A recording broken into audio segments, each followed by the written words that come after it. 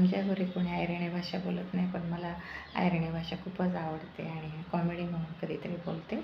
Mummy papa शिक्षक होते, तर मग खेड्यापाड्यात होत राहायच्या, तर मग कधीतरी ऐकलेली असते ती भाषा. तर मग मी आईवरती एक कविता केली होती.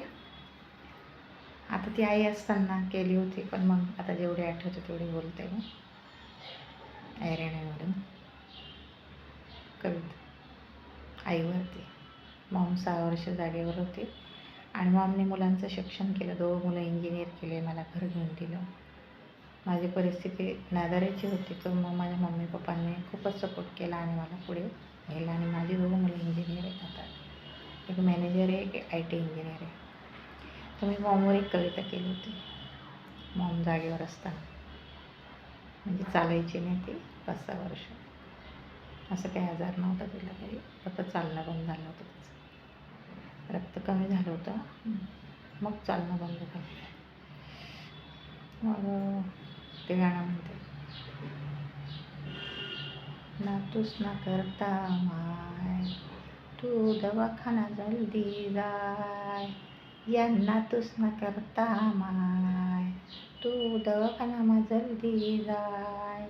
जल्दी जाय, जल्दी जाय, गोळ्या बाटल्या आली सनमाय, लवकर बरी होई जाय.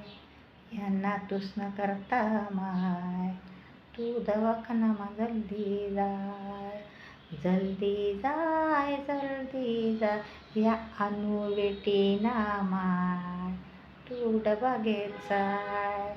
डबा घेत जाय, डबा घेत जाय, जे आवडस ते सांगत जाय. या नातूस न करता माय, तू दवाखाना मा जल्दी जाय. त्या सुजीत ना करता माय, मुलगा आहे सुजीत, तू दवाखाना मा जल्दी जाय. जल्दी जाय, जल्दी जाय, त्या नाचुनास न करता माय, तू दवाखाना मा जल्दी जाय. जल्दी जाय, जल्दी जाय, त्या शेजल ना करता माय, त्या सोहम ना करता माय, नातू फुलाची मुलं, तू दवाखाना मा जल्दी जाय. कविता खूप मोठी केलेली आहे, पण मी शॉर्टमध्ये बोलले. आणि